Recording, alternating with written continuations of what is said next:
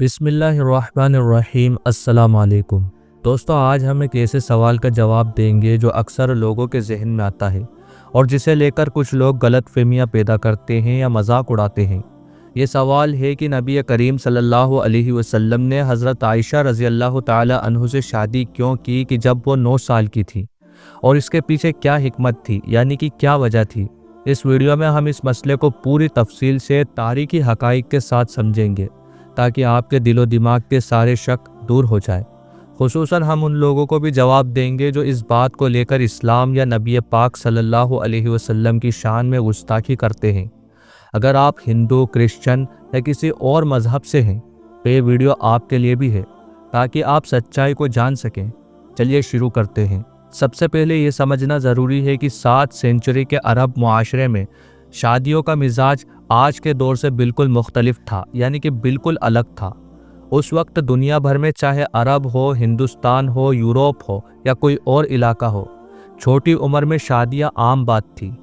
یہ صرف اسلام یا عرب تک محدود نہیں تھا۔ مثلاً ہندوستان میں ویدک اور پرانک دور میں لڑکیوں کی شادی اکثر جوانی سے پہلے ہی ہو جاتی تھی۔ رامائن اور مہابھارت کے دور میں بھی یہ رواج تھا۔ یوروپ میں میڈائیول دور تک 12 یا 14 سال کی عمر میں لڑکیوں کی شادیاں ہوا کرتی تھی۔ یہ اس وقت کے معاشرے کی ایک حقیقت تھی، کیونکہ زندگی کی عمر کم تھی اور معاشرتی ضرورتیں مختلف تھیں، یعنی کہ بہت الگ تھی۔ حضرت عائشہ رضی اللہ تعالی عنہا کی شادی کے وقت ان کی عمر 9 سال تھی، جبکہ نبی کریم صلی اللہ علیہ وسلم کی عمر مبارک 50 کے قریب تھی۔ لیکن یہ شادی اس وقت کے معاشرے میں، اس وقت کے زمانے میں بالکل عام تھی۔ حضرت عائشہ کے والد حضرت ابو بکر صدیق رضی اللہ تعالی عنہ نے خود اپنی بیٹی کی شادی کے لیے اظہار خواہش کیا، کیونکہ وہ نبی کریم صلی اللہ علیہ وسلم کے ساتھ رشتہ قائم کرنا چاہتے تھے۔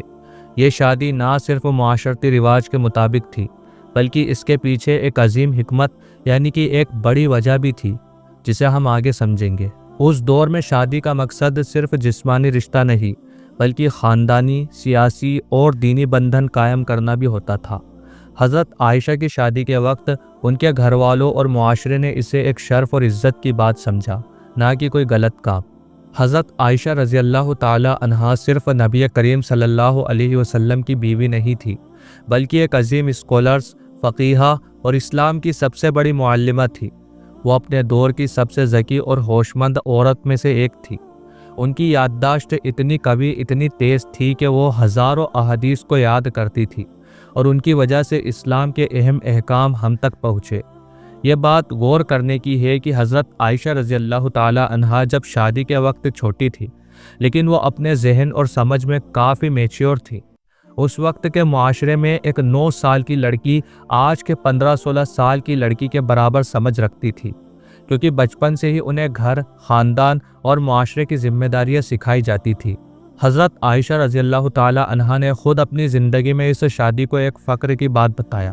انہوں نے کبھی اس شادی کے خلاف کوئی شکایت نہیں کی، بلکہ نبی کریم صلی اللہ علیہ وسلم کے ساتھ اپنی زندگی کو اسلام کے لیے ایک عظیم خدمت سمجھا۔ یہ بات ان لوگوں کے لیے جواب ہے جو کہتے ہیں کہ یہ شادی زبردستی یا غلط تھی۔ اب اہم سوال، یعنی کہ سب سے ضروری سوال یہ ہے کہ اس شادی کے پیچھے کیا حکمت تھی، یعنی کہ کیا وجہ تھی۔ یہ شادی صرف ایک شخصیت تک محدود نہیں تھی، بلکہ اس کا مقصد اسلام کی خدمت اور دین کی ترویج تھا۔ چلیے کچھ اہم وجہ ہم آپ کو بتاتے ہیں۔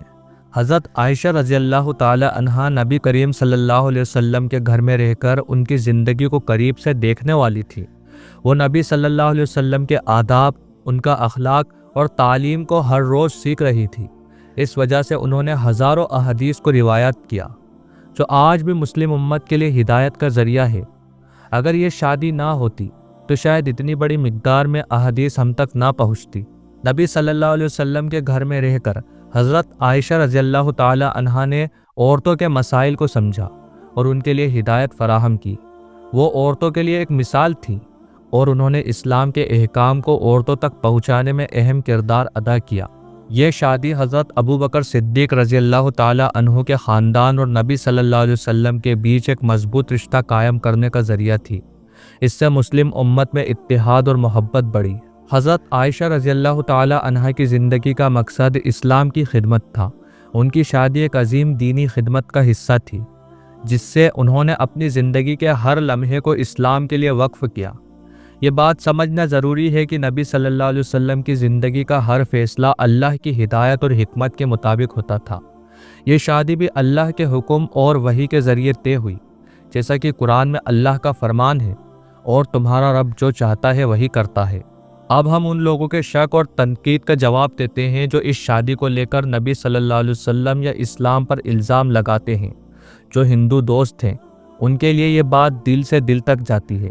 سب سے پہلے یہ سمجھنا ضروری ہے کہ نبی صلی اللہ علیہ وسلم کی شادی حضرت عائشہ رضی اللہ تعالی عنہا کے ساتھ کوئی غلط کام نہیں تھا، بس اس وقت کے معاشرے کے مطابق بالکل جائز اور قابل قبول تھا۔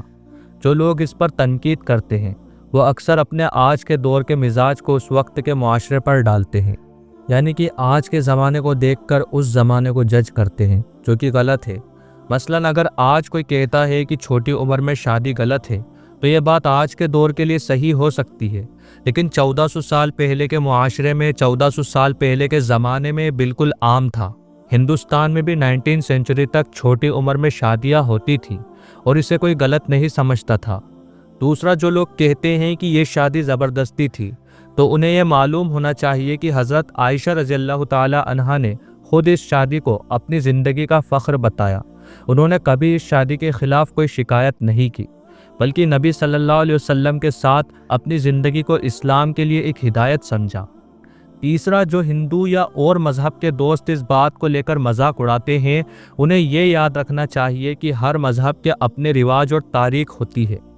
ہندو دھرم میں بھی ویدک دور میں چھوٹی عمر میں شادیاں ہوتی تھی۔ اگر ہم اس دور کے رواجوں کو آج کے دور کے مزاج سے دیکھیں تو وہ بھی عجیب لگ سکتا ہے۔ اسی لیے دوسرے مذہب کے رواجوں کا مذاق اڑانے کی بجائے ہمیں ایک دوسرے کی تاریخ، ایک دوسرے کی ہسٹری اور معاشرے کو سمجھنے کی کوشش کرنی چاہیے۔ دوستو، اسلام ایک ایسا مذہب ہے جو امن، محبت اور ایک دوسرے کے احترام کی تعلیم دیتا ہے۔ نبی صلی اللہ علیہ وسلم کی زندگی ایک مثال ہے کہ کیسے ایک شخص اپنی زندگی کو دین اور انسانیت کی خدمت کے لیے وقف کر سکتا ہے۔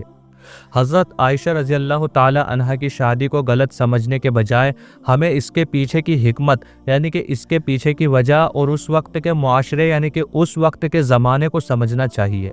اگر آپ ہندو ہیں، کرسچن ہیں یا کسی اور مذہب سے تعلق رکھتے ہیں تو میری آپ سے گزارش ہے کہ اپنے دل میں کسی کے لیے نفرت نہ رکھیں۔ اسلام کے بارے میں اگر آپ کے کوئی سوال ہیں تو ہم سے پوچھیے، ہم آپ کو دل سے جواب دیں گے۔ ایک دوسرے کے مذہب کا احترام کرنا ہی اصلی انسانیت ہے۔ تو دوستو، امید ہے کہ یہ ویڈیو آپ کے سارے شک دور کرنے میں مدد کرے گی۔ اگر آپ کو یہ ویڈیو پسند آیا ہو تو اسے لائک، شیئر اور سبسکرائب ضرور کیجیے۔ اپنے سوالات کمنٹ سیکشن میں لکھیے، ہم ضرور جواب دیں گے۔ اللہ آپ سب کو ہدایت دے اور امن نصیب کرے۔ اللہ تعالیٰ آپ کا اور ہمارا حامی اور مددگار ہو، آمین۔